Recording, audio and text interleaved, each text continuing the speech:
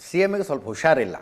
2 ದಿವಸ ಆಯಿತು ನಿನ್ನೆಯಿಂದ. ಮಣಿಪಾಲ್ ಹಾಸ್ಪಿಟ್ಲಿಗೆ ಹೋಗಿ ಬಂದರು. ಡಾಕ್ಟರ್ ಸ್ವಲ್ಪ ರೆಸ್ಟ್ ಮಾಡಿ ಅಂದರು. ಅವ್ರದ್ದು 2 ದಿವಸದ್ದು ಅಫಿಷಿಯಲ್ ಕಾರ್ಯಕ್ರಮಗಳನ್ನೆಲ್ಲ ರದ್ದು ಮಾಡಿ ರೆಸ್ಟ್ ಮಾಡಿದ್ದಾರೆ. ನಾವು ಹೀ ಈಸ್ ಪರ್ಫೆಕ್ಟ್ಲಿ ಫೈನ್. ನಾಳೆ ದಿಲ್ಲಿಗೆ ಹೋಗ್ತಾರೆ. ಸ್ವಲ್ಪ ಜ್ವರ ನೆಗಡಿ ಅಂತೆ. ನಾಳೆ ದಿಲ್ಲಿಗೆ ಹೋಗ್ತಾರೆ. 10ನೇ ತಾರೀಖಿನ ಸಭೆ ಕುತೂಹಲಕಾರಿ. ಮಾಹಿತಿ ಬರುತ್ತೆ ಏನೇನಾಯಿತು ಸಭೆ ಒಳಗೆ ಅಂತ ಅವತ್ತು ಅಪ್ಡೇಟ್ ಮಾಡ್ತೀವಿ. ಆವಾಗಲೇ ಹೇಳ್ತಾ ಇದ್ದೆ ನಾನು, ರಣದೀಪ್ ಸಿಂಗ್ ಸುರ್ಜೇವಾಲಾ ಬೆಂಗಳೂರಿನಲ್ಲಿದ್ದಾರೆ. 2ನೇಯ ಭೇಟಿಯ ಅಂದರೆ ಈ ಎಪಿಸೋಡಿನ 2ನೇಯ ಭೇಟಿಯ 2ನೇಯ ದಿನ ಇವತ್ತು. ಶಾಸಕರುಗಳ ಜೊತೆಗೆ 1-to-1 ಸಭೆ. ನಿನ್ನೆ 21 ಶಾಸಕರನ್ನು ಭೇಟಿಯಾಗಿದ್ದರು. ಇವತ್ತು 22 ಶಾಸಕರಿಗೆ ಟೈಮ್ ಕೊಟ್ಟಿದ್ದಾರೆ. ನಾಳೆ 18 ಶಾಸಕರು. ನಾಳೆ ಮುಗಿಸ್ಕೊಂಡು ಹೊರಡ್ತಾರೆ. ನಾಡಿದ್ದು ದಿಲ್ಲಿಯಲ್ಲಿ ಸಿದ್ದರಾಮಯ್ಯನವರು ಡಿ ಕೆ ಶಿವಕುಮಾರ್ ಅವರನ್ನು ಕೂಡಿಸ್ಕೊಂಡು ಒಂದು ಸಭೆ ಮಾಡ್ತಾರೆ.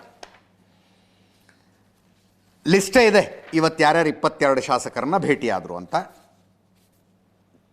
ಕಿತ್ತೂರು ಕರ್ನಾಟಕ, ಮಧ್ಯ ಕರ್ನಾಟಕ, ಕಲ್ಯಾಣ ಕರ್ನಾಟಕ ಭಾಗದ ಶಾಸಕರು.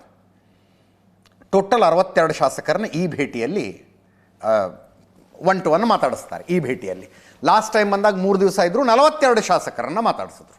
ಬಿ ಆರ್ ಪಾಟೀಲರ ಹೇಳಿಕೆಯಿಂದ ಶುರುವಾದಂಥ ಅದೇನು ಪಟಾಕಿ ಹಸದಂಗೆ ಆಗ್ಬಿಡ್ತದೆ, ಒಂದರ ನಂತರ ಒಂದು. ಬಿ ಆರ್ ಪಾಟೀಲರು, ರಾಜು ಕಾಗೆ, NY ಗೋಪಾಲಕೃಷ್ಣ, ಅದಕ್ಕಿಂತ ಮುಂಚೆ ಬೇಳೂರು ಗೋಪಾಲಕೃಷ್ಣ, ಡಾಕ್ಟರ್ ಪರಮೇಶ್ವರು ಎಲ್ಲರೂ ಮಾತಾಡಿ ಒಂದಕ್ಕೊಂದು ಪಟಾಕಿ ಹಚ್ಚದಂಗೆ ಆಗಿತ್ತು. ನಾನೇ ಬಂದು ಶಾಸಕರುಗಳ ಜೊತೆಗೆ ಮಾತಾಡಿ ಬಗೆಹರಿಸ್ತೀನಿ ಅಂತ ರಣದೀಪ್ ಸಿಂಗ್ ಸುರ್ಜೇವಾಲಾ ಅವರು ಹೇಳಿದರು. ಈಗ ಯಾಕಾರು ಬಂದು ಅನ್ನೋಂಗೆ ಆಗಿರ್ಬೇಕು ಅವರಿಗೆ. ಶಾಸಕರುಗಳು ಸಚಿವರುಗಳ ಮೇಲೆ ಮಾಡ್ತಾ ಇರೋ ಕಂಪ್ಲೇಂಟ್ ಅಷ್ಟಿದೆ. ಆ ಮಟ್ಟಿಗೆ ಕಂಪ್ಲೇಂಟ್ ಮಾಡ್ತಾ ಇದ್ದಾರಂತೆ. ಇವತ್ತು ಒಬ್ಬೊಬ್ಬರೇ MLAಗಳು ಹೋಗಿ ಒಂದು 20 ನಿಮಿಷ ಕೂತ್ಕೊಂಡು ಮಾತಾಡಿ ಬಂದರು. ಡಿಪೆಂಡಿಂಗ್ ಮಾತಾಡೋದಕ್ಕೆ ಎಷ್ಟಿದೆ ಅನ್ನೋದ್ರ ಮೇಲೆ. ಏನೇನು ಮಾತಾಡಿಸಿದ್ರು ಅನ್ನೋದು ಕೂಡ ಅಷ್ಟೇ ಕುತೂಹಲಕಾರಿಯಾಗಿದೆ. ಕೆಲವ್ರ ಹತ್ರ ನೀವು ಹೇಳೋದೆಲ್ಲ ನೆನಪಿಟ್ಕೊಳ್ಳೋಕ್ಕಾಗಲ್ಲ, ಬರೆದು ಕೊಡಿ ಅಂತೆಲ್ಲ ಕೇಳಿದ್ರಂತೆ. ಶಾಸಕರುಗಳೆಲ್ಲ ಪ್ರಿಪೇರ್ ಆಗಿ ಹೋಗಿದ್ರು. ಏನೇನು ಕೆಲಸ ಮಾಡಿದ್ದೀವಿ, ಯಾರಿಂದ ಸಹಕಾರ ಸಿಗ್ತಾ ಇದೆ, ಯಾರಿಂದ ಸಹಕಾರ ಸಿಗ್ತಾ ಇಲ್ಲ, ಎಲ್ಲ ವಿವರಗಳನ್ನು ಹೇಳಿದ್ರು. ಆದಮೇಲೆ ನೋಡಿ, ರೀಡಿಂಗ್ ಬಿಟ್ವೀನ್ ದ ಲೈನ್ಸ್ ಮಾಡ್ತೀವಿ ಅನ್ನೋದಾದರೆ ಇಂಟ್ರೆಸ್ಟಿಂಗ್ ಹೇಳಿಕೆ ರಣದೀಪ್ ಸಿಂಗ್ ಸುರ್ಜೇವಾಲಾ ಅವ್ರದ್ದು.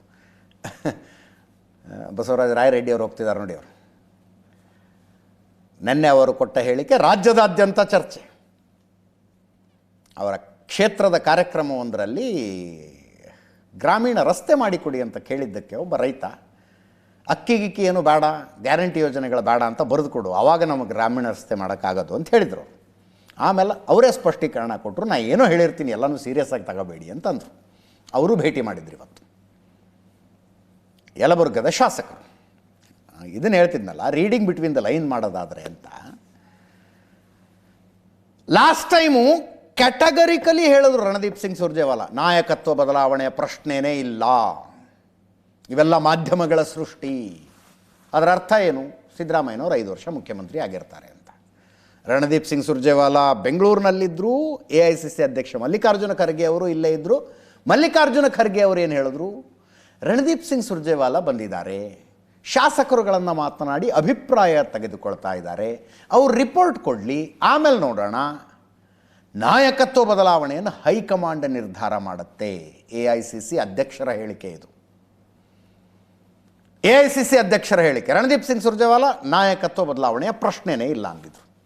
ಇವತ್ತು ಒಂದು ಉದಾಹರಣೆ ಕೊಟ್ಟು ಹೇಳ್ತಾರೆ ಅವರು. ಏನಂತ? ನೀವು ಪತ್ರಕರ್ತರು ಸಂಪಾದಕರಾಗಬೇಕು ಅಂತ ಬಯಸ್ತಾ ಇರ್ತೀರಿ. ನಿಮ್ಮನ್ನು ಸಂಪಾದಕರನ್ನಾಗಿ ಮಾಡಬೇಕೋ ಮಾಡಬಾರ್ದು ಅನ್ನೋದನ್ನು ಪತ್ರಿಕೆಯ ಮಾಲೀಕರು ನಿರ್ಧಾರ ಮಾಡ್ತಾರೆ ಅಂತ.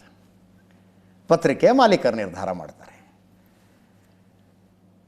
ನೀವೇ ಹೇಳಿ ಹಂಗಿದ್ರೆ, ಮಲ್ಲಿಕಾರ್ಜುನ ಖರ್ಗೆ ಅವರು ಆಡಿದ ಮಾತಿಗೂ ರಣದೀಪ್ ಸಿಂಗ್ ಸುರ್ಜೇವಾಲಾ ಆಡಿದ ಮಾತಿಗೂ ಅರ್ಥದಲ್ಲಿ ಏನು ವ್ಯತ್ಯಾಸ ಇತ್ತು? ಕೇಳಿಸ್ಕೊಳ್ಳಿ ಒಮ್ಮೆ.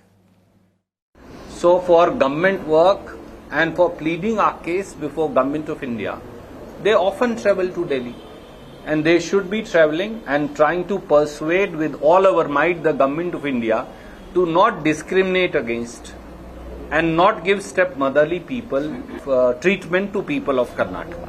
It is their duty and they are doing their duty.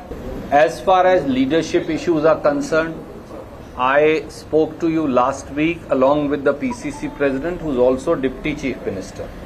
Whatever we had to say on that issue, we have already spoken. Somebody can have a desire, like a journalist can have a desire to become the editor, but it is ultimately the owner of the television channel who will pick up an editor. So all I'm saying is, we have already spoken. I don't think so that's an issue any longer. ಪತ್ರಿಕೆ ಅನ್ನಲಿಲ್ಲ ನೋಡಿ, news ಚಾನಲ್ಲೇ ಅಂದರು ಅವರು. ಚಾನಲಿನ ಮಾಲೀಕರು ನಿರ್ಧಾರ ಮಾಡ್ತಾರೆ ಯಾರು editor ಆಗಬೇಕು ಅಂತ. ಕರೆಕ್ಟ್, ಹೇಳೋದು ಕರೆಕ್ಟು. ಅದನ್ನು ಕಾಂಗ್ರೆಸ್ಸಿನ ಸದ್ಯದ ಚರ್ಚೆಗಳ ಕಾಂಟೆಕ್ಸ್ನಲ್ಲಿ ಹೆಂಗೆ ತಗೋಬೇಕು ಅದು ನಿಮಗೆ ಬಿಟ್ಟಿದ್ದು.